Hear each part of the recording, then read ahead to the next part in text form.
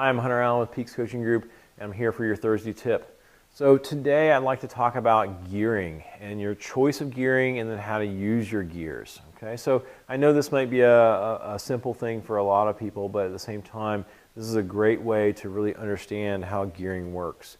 First off, what we're focused on is we're trying to maintain a pretty narrow range of cadence, right? Our RPMs are pretty narrow range. When you think of it, it's like, okay, cars go from 0 RPM to 10,000 RPM, right? Maybe 20,000 RPM for motorcycles.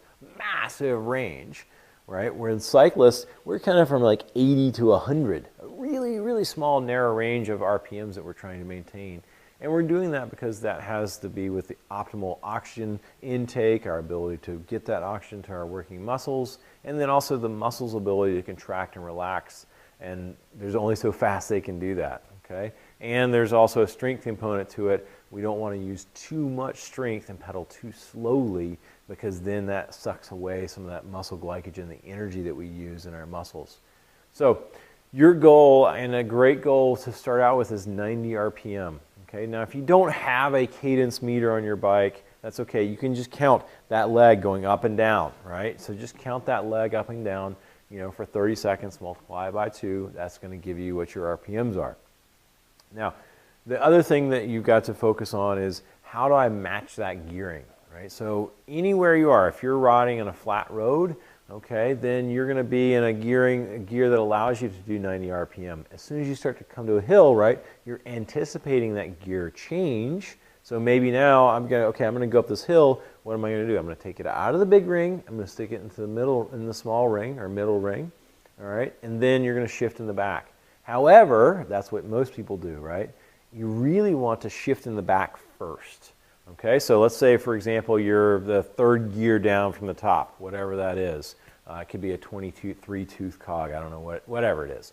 You're in the third gear down, you're coming up to that hill, right? So you're going to shift your rear first, go down 2 cogs, 21, 19. Then you shift down from the big chain ring to that small chain ring. What that does is that matches your RPMs better, so all of a sudden, you know, pedal really fast or all of a sudden pedal really slow, and you keep your momentum going. Okay, so shift the rear gear first, then the front chain ring next. That's a great way to do it. The other thing that you've got to do is, you know, when you get on a climb, you need to make sure you have the right gearing. So a lot of people have fairly small, tight, close ratios. Around here where I live in a very hilly area. I have a 28-tooth cog on the back of my rear wheel. I need it because we have tons of steep little hills. And I'm not in that cog a lot, but it also allows me on my easy days to ride and have a nice cadence on easy days, so I don't have to go really hard or harder than I want to on easy days. So think about your gearing so that you have enough gear so that you can ride easy on those easy days and be with a good cadence. Last thing on gearing that I want to make sure that you understand too is, you know, as you increase your speed, right, it's just like this changing of the gears in your car. If you've driven a standard or a manual car, right, you don't start out in 5th gear on a hill. You start out in 1st gear, the RPMs go up, you shift to 2nd gear, the RPMs go up, you shift to 3rd gear, RPMs go up, you shift to 4th gear. Same thing with your bicycle, right? You get the RPMs to 90, maybe that's where your happy place is at 90. Maybe now you go to 100 RPM. When you get to 100, then you shift to the next hardest gear. Back to 90, go faster, get to 100, shift to the next hardest gear. So that keeps you in that optimal range, and it also allows you to make really quick changes. So if you're on a wheel of somebody, you can be really quick with changing and making sure that you're holding that wheel really carefully.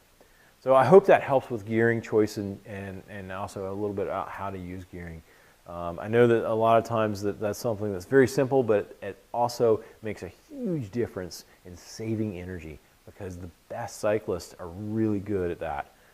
I'm Hunter Allen, Peaks Coaching Group. Check us out on Facebook. We have a workout of the day every day. We have great tips, specials all the time. We'd love to have you as a fan. Thanks a lot.